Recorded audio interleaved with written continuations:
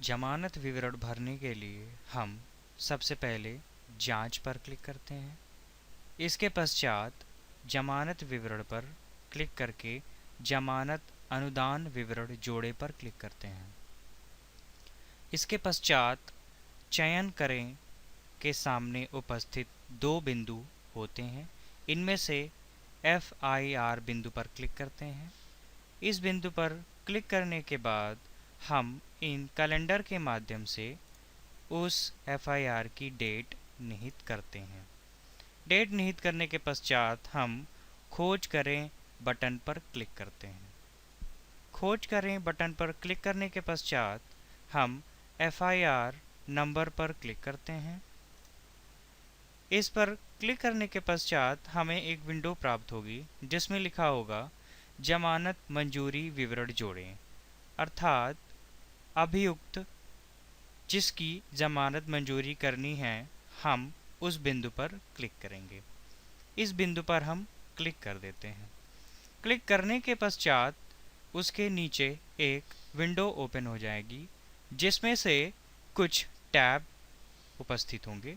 पहला टैब है अनुदान विवरण जमानत जोड़ें, दूसरा प्रतिभू विवरण और तीसरा प्रतिभू द्वारा संपत्ति का विवरण और अगला अभियुक्त जमानत विवरण। और यह कुछ इस प्रकार से हमारे टैब्स मौजूद होंगे।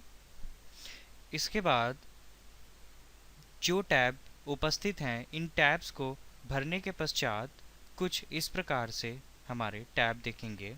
पहला टैब है अनुदान विवरण जमानत जोड़ें। कुछ इस प्रकार से सारी फील्ड्स भरी हुई होंगी। इसमें से आप देखेंगे पहला अनुदान विवरण जमानत, यदि है तो यहाँ पे क्लिक कर देंगे। जमानत द्वारा, यहाँ पे इस लिस्ट के माध्यम से जमानत द्वारा पर क्लिक करके इसको चयनित कर देंगे। इसके बाद है जमानत प्रकार। जमानत प्रकार कुछ इस प्रकार से इस लिस्ट के माध्यम से हम जमानत प्रकार जोड़ देंगे। इसके बाद है जमानत तिथि।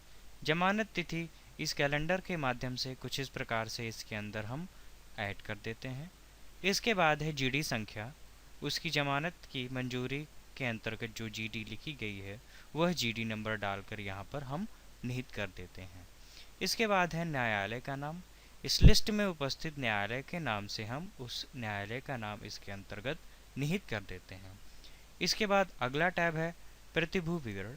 प्रतिभू विवरण में उसकी व्यक्तिगत जानकारी एवं उसका पता कुछ इस प्रकार से हम उपस्थित फील्ड के अंदर मौजूद कर देते हैं। इसके बाद है हमारा प्रतिभू द्वारा संपत्ति का विवरण।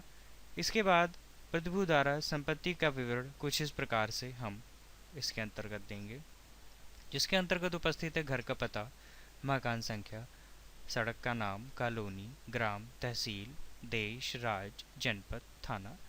कुछ इस प्रकार से सारी फील्ड्स उनके सामने वाले खानों पर उपस्थित होंगी। इसके बाद अगला टैब है अभियुक्त जमानत विवरण। अभियुक्त जमानत विवरण में कुछ इस प्रकार से हमारी फील्ड मौजूद होंगी। FIR या पेटी केस नंबर, जांच अधिकारी का नाम, गिरफ्तारी के समय और दिनांक, गिरफ्तारी मेमो संख्या, प्रथम नाम, मध्य नाम, अंतिम नाम, संबंध प्रकार, संबंधी का नाम कुछ इस प्रकार से व्यवस्थित होगा। और सभी फील्ड्स भरने के पश्चात कुछ इस प्रकार से हमारा फॉर्म दिखने लगेगा। इसके बाद सभी फील्ड भरने के पश्चात नीचे उपस्थित जमा करें बटन पर क्लिक करते हैं। अतः क्लिक करने के पश्चात कुछ इस प्रकार से एक संदेश दिखेगा जिसमें लिखा होगा जमानत विवरण सफलतापूर्वक जमा किया गया, अतः जमानत मंजूरी विवरण फॉर्म कुछ इस प्रकार से संपन्न होता है।